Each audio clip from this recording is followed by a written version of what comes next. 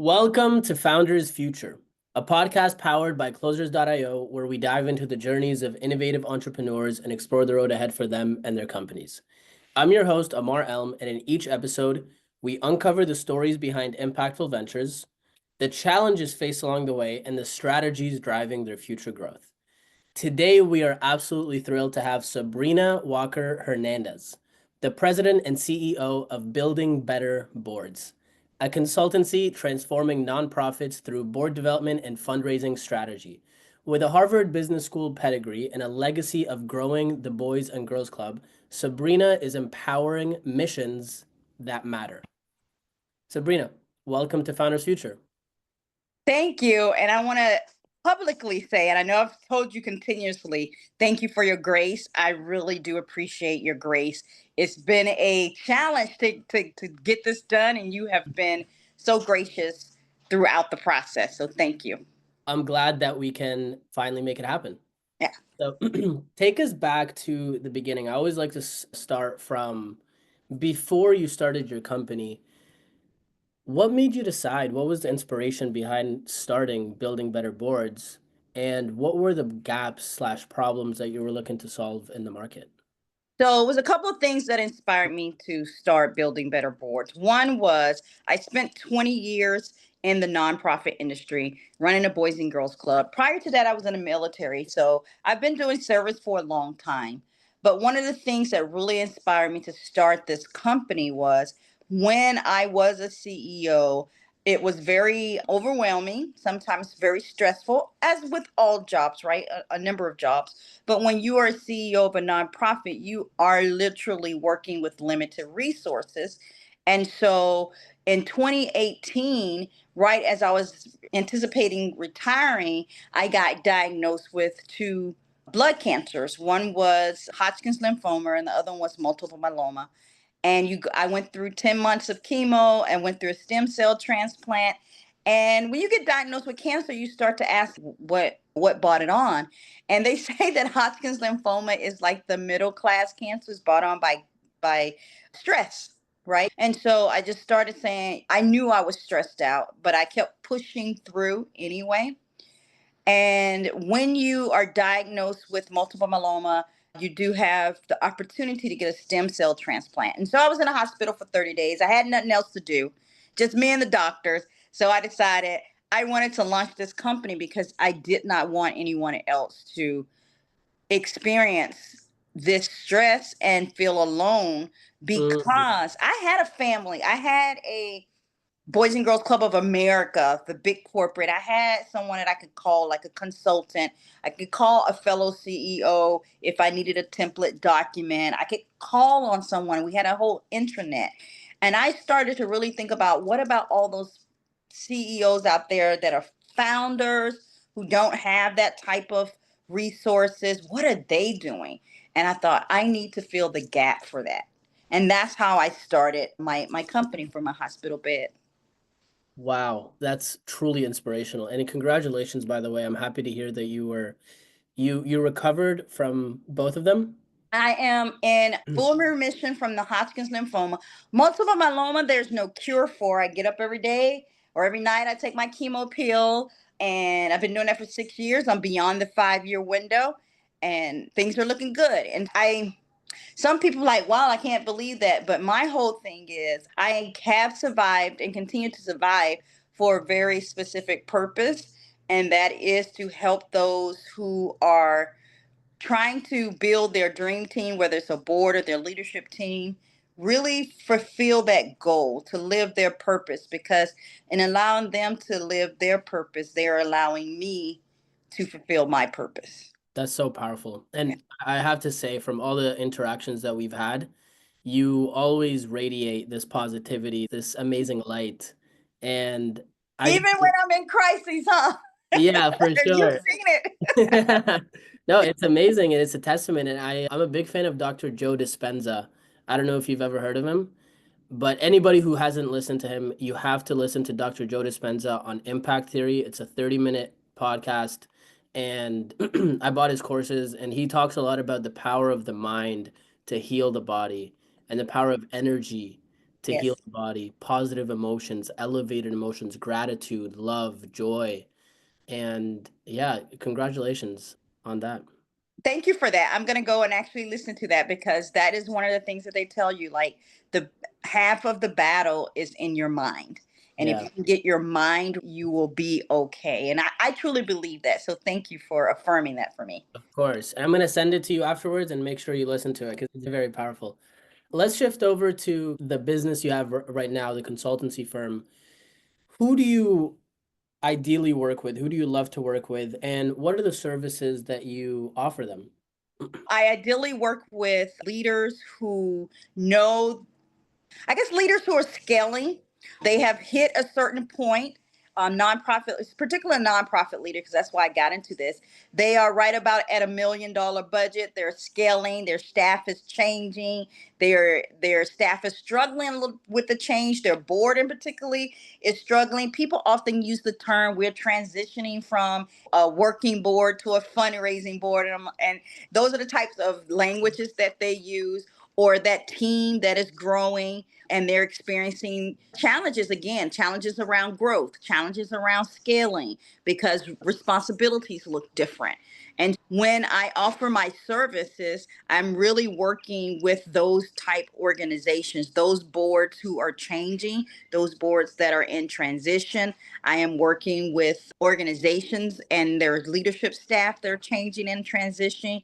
I also provide keynote speaking, and my keynote topic is around building those unstoppable teams, right? Because what happens when a CEO who was unstoppable has to stop? What does that Mm, look like? What does the team have to do? And that actually happened to me. And so I am able to speak to that. So, keynote, facilitation, board retreats, working with teams, that is my jam. And then overarching that is working with those CEOs and helping them build their confidence through that transition. And how can they scale? is that like a one-on-one? What is Yes, with the CEOs, that's definitely a one-on-one because it takes a lot. And I take on maybe 3 or 4 a year of one-on-one for CEOs. With the board retreats, I do those all the time. Board retreats and strategic planning. I'm probably twice in a month, I'm doing a board retreat or some type of strategic planning. But to help CEOs who really need that one-on-one assistance, I take 3 to 4 clients a year, and so far I'm at my 2 clients, and they are running me ragged. Let me just say. there you go. Can you, with what you were talking about when it comes to developing unstoppable teams, what are some, because obviously keynotes are very long, you're not going to be able to give us all the secret sauce right now. What's a tip that you can give to leaders specifically, that a skill that they can cultivate in themselves that will help them build unstoppable teams? I know you've heard this before, and I know your audience has heard this before, but I'm going to repeat it because it's so true. You have to build trust. Trust is a key component of building an unstoppable team, and you have to study trust, know what it is, and know what. There's this book called The Thin Book of Trust, the Little Thin Book of Trust, I believe it's Mm, called. And it breaks down, like, when you say I don't trust, or what's that inability to trust a team member, it breaks it down as far as what are you speaking to? Is it you don't trust their competence? You don't trust their integrity? What is that? And then how do you address that with that specific team member? yeah. Because if you don't build that trust amongst your team, it's going to stall. So the cornerstone is trust. And then I talk specifically about how do you unleash people's potential? Mm, And in unleashing their potential, you have to build those relationships and get to know them. And then how do you inspire them? And once you build that trust, you unleash their potential. You have to also, how do you inspire them? How do you leverage their strengths? Because sometimes, and you've heard this again, sometimes they have a strength, but you don't have them on the right position on the bus, and you Mm. have to really understand how to do that. And then once you have all that, are you continually developing them? Yeah, I love that. Yeah, I made mistakes in my on my team, even in building an unstoppable team. I had a person, she was very capable. She was ready to move on to the next thing. And my thing was, you're good at what you do. Stay in this, because I was more concerned about me as the leader than I was about her and her desire to do something different. And I was like, no, you're good at that. Let's just stay there. But in my selfishness, and trying to keep that piece of the business so that I wouldn't have to worry about that piece of the business, it did not benefit her. And so it's learning from those situations. And how do you do that? Even when you are in crises, maybe you are sick, maybe you are out, maybe the team is growing very rapidly. You have to know how to build that unstoppable team. And Yeah, so those are the things that I share. I love that. I love that so much. And that's a great lesson with letting people grow and developing them. Because I've been in situations like that where I was the person that was stifled in Yeah. a sense, and it builds resentment. And then Yes. eventually I leave sooner Yep. than I would have wanted to Yeah. had they given me the opportunity to grow. But Yep. what, Exactly. That's the exact result that I experienced. yeah, And we're still very close because I do get to know my team, but the it's the lesson that was learned, and it was learned in a hard way. And yeah. so I talk about that. One thing I want to bring up to build upon the idea of building trust. We talk a lot about the five dysfunctions of a team by Patrick Lencioni, one of my favorite books. For anybody who hasn't read it, it's like a pyramid and there's Yep. five levels to the pyramid. The base is trust. So if Yep. we're going to go what are the dysfunctions? You have absence of trust, fear of conflict, lack of commitment, avoidance of accountability, inattentiveness to results. And if Right. you flip them on their head, then you can build a truly amazing organization. Yeah. So, absence of trust, you've got building trust. Yep. That leads to healthy conflict, which leads to more buy in, which leads to accountability, which leads to attentiveness to results, which Yeah. ultimately is a game changer. Yeah. And that's why I really like that idea of trust. And I've read that book and I follow that book, but I also like the little thin book because it Yeah, breaks I'm it gonna check down. that out. Yeah, it breaks it down into, okay, because it's very easy to say, I don't trust someone. What is it that you don't trust about them? Is it that you don't trust their skill? Is it that you don't trust that their integrity? What exactly is it? And then once you identify it, how then do you talk to that team member about it without it goes back into the conflict? You remember, how do you talk to that team member about it without harm or damage Yeah. so that you can move forward to resolve it? And so Yeah. it's a really good process, and I appreciated the process because oftentimes, you know what, I would be like, I don't know, I don't like that person. And it's not the person. It's I don't trust that person to do the job to the standard that I would like it to be Mm, done.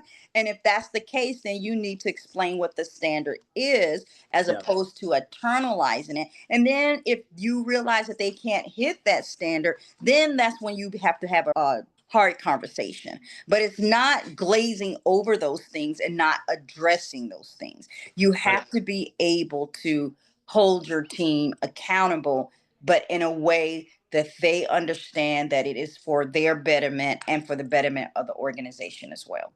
for sure. Let's shift over to more the business aspect of building better boards.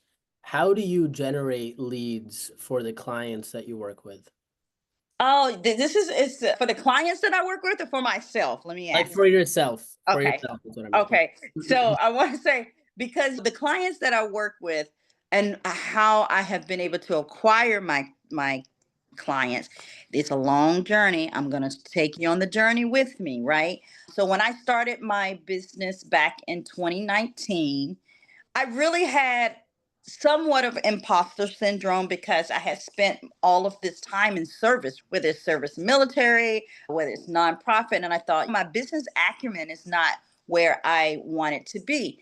And that's where I started. And then in 2020, we all know what happened. The pandemic happened. I call that my little silver lining because that allowed me to really beef up on my business skills. I took a lot of virtual summits, attended a lot of summits, paid a mastermind, did all of that.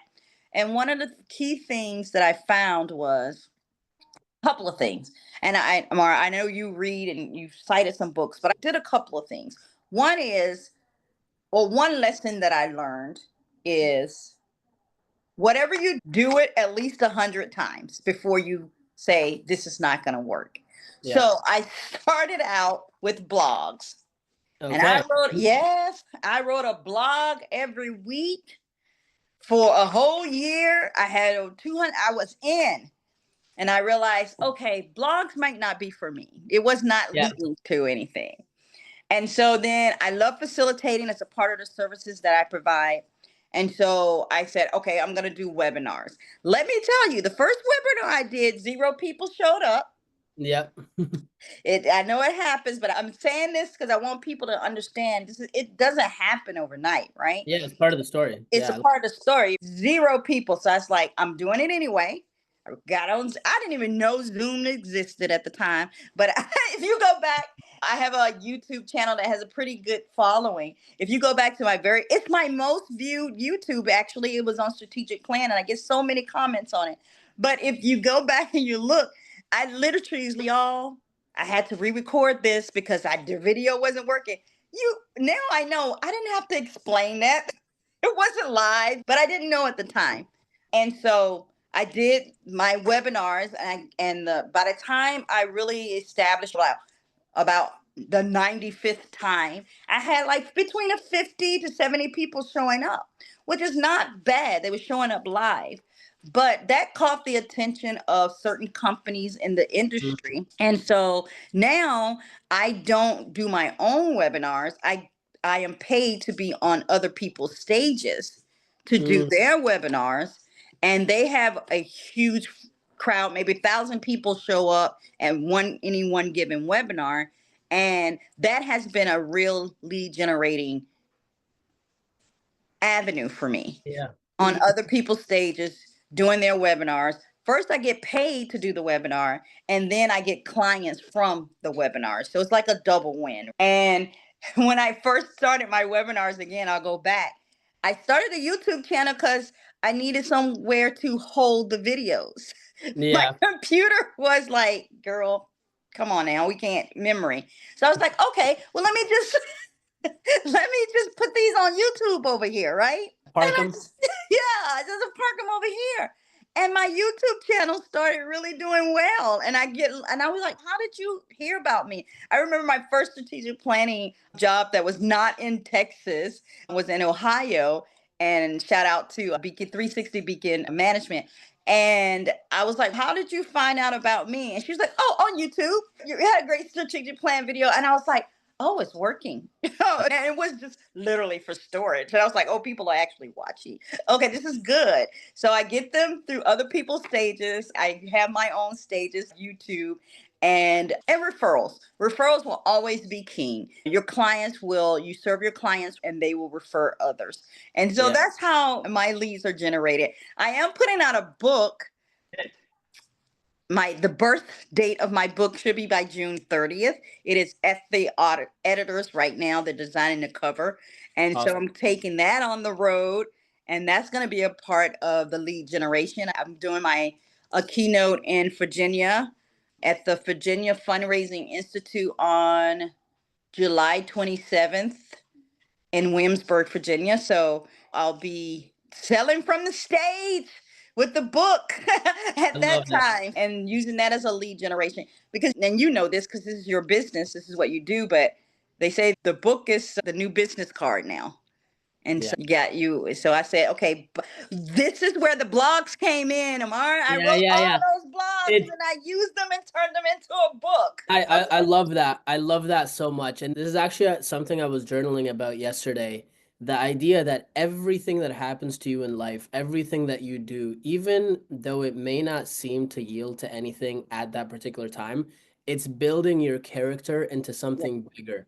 So Yeah. all that time, that year that you spent writing blogs and just posting them into the ether, basically, Yes. it Yes. built up your capabilities as a writer, as an author, Yes. as somebody who can articulate through the written word. Yes. So I love that. So once a lead comes in, what's the sales process for them to actually be a client?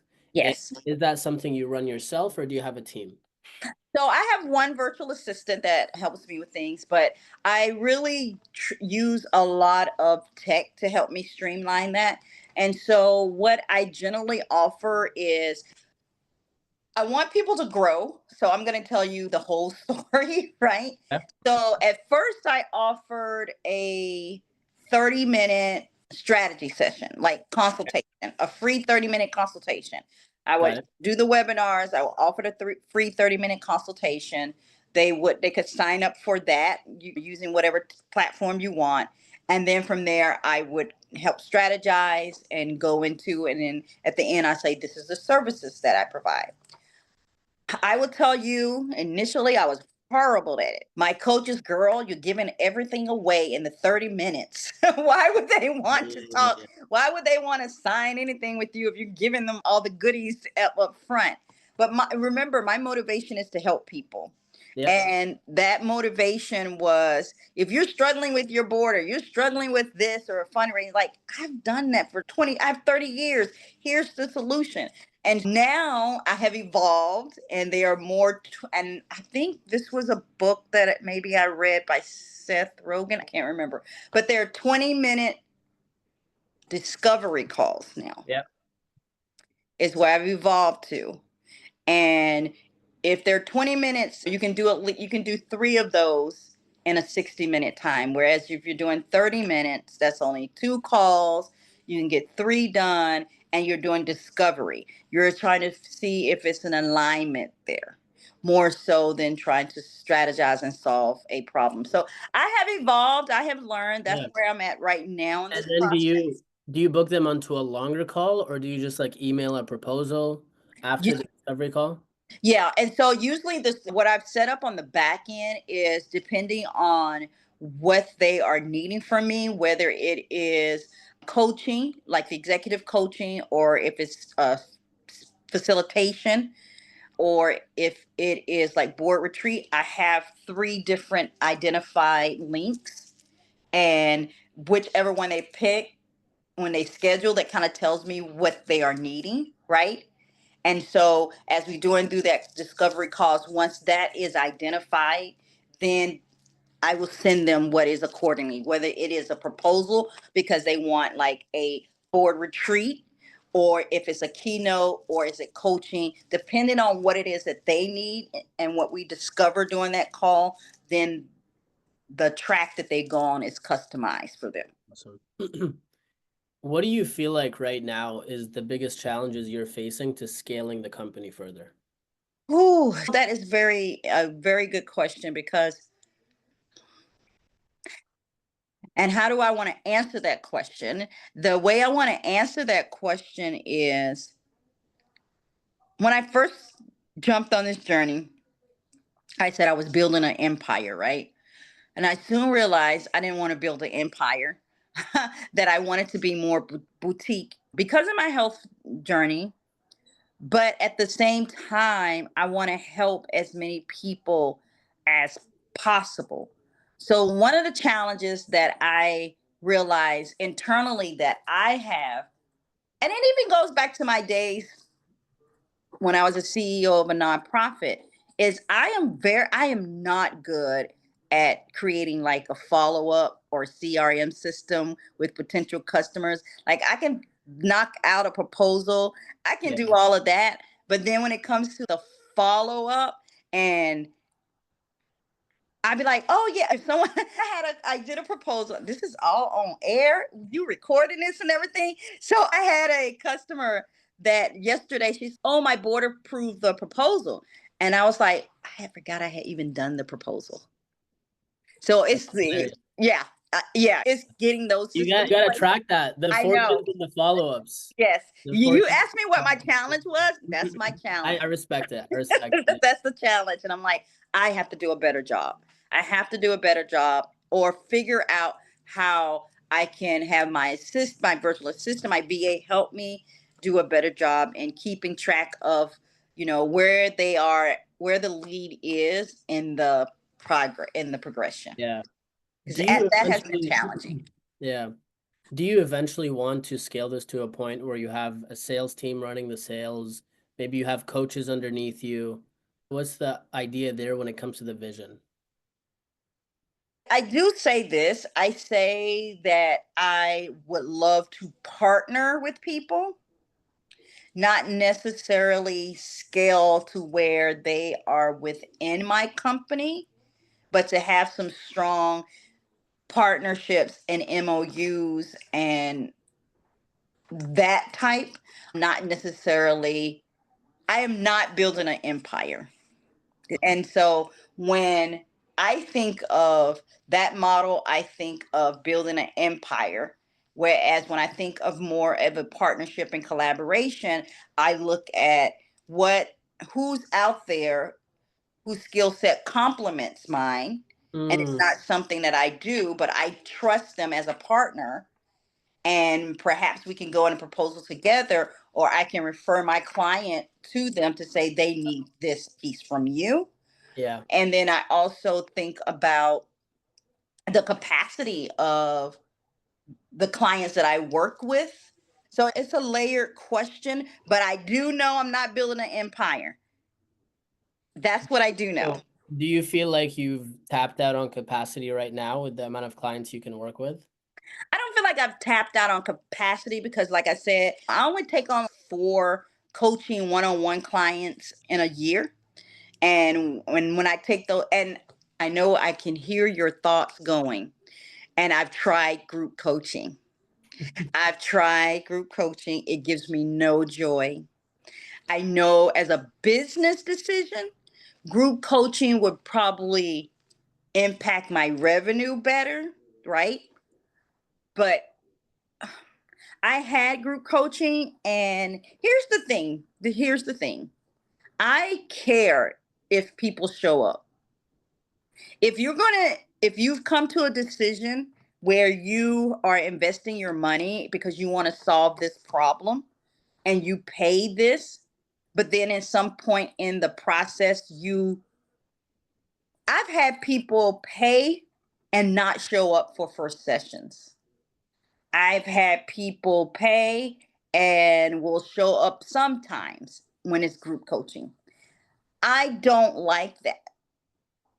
And it's more personal. I guess it's more personal for me. A lot of people would be like, girl, why do you care? Take their money, show up on that Tuesday for the hour and be there if they show up, if they don't. But for me, because my purpose is to find the world in a better place than when I found it, I need you to show up. Yeah, no, I respect that. I respect it a lot. One could make the argument that a way to do that is to just increase your prices, where Yes, it hurts to not show up. Whereas at that point, they're gonna make sure they're there. They're gonna make the time.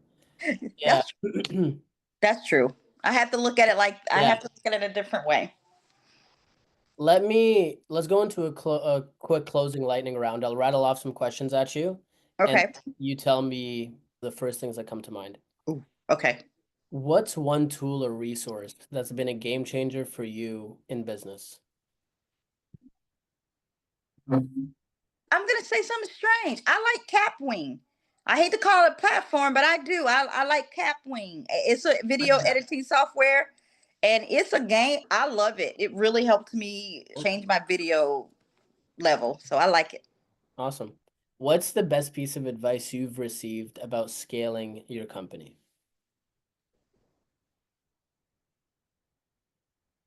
It's something that you just reaffirm. Know your worth. Yep, 100%. Don't be scared. I Yes. actually heard this from Alex Hermosi, amazing business guru. I don't know if you've heard of him. I Yeah. actually went to a workshop last year, and he said if it doesn't like almost make you nervous to say the price, then it's not high enough. And he would have a thing with a sales team where they would be like, who got the biggest gasp when they said the price? 16,000. The prospect is like, You know Yeah. what I mean? It's important though, because people that pay attention. And I Yes. know for me, when I was younger, Pirate Bay was a big thing, uTorrent, reading courses. I pirated so many courses. Ty Lopez, Grant Cardone, Russell Brunson, Jordan Belfort, all the big names have all their courses, and I got them completely for free. But I put a lot of time and effort to get them, and I was intentional, so I went through them. But then I would give them to my friends, and I'm like, I'm literally giving you $100,000 worth of material for free. Please go through it. None of them went through it.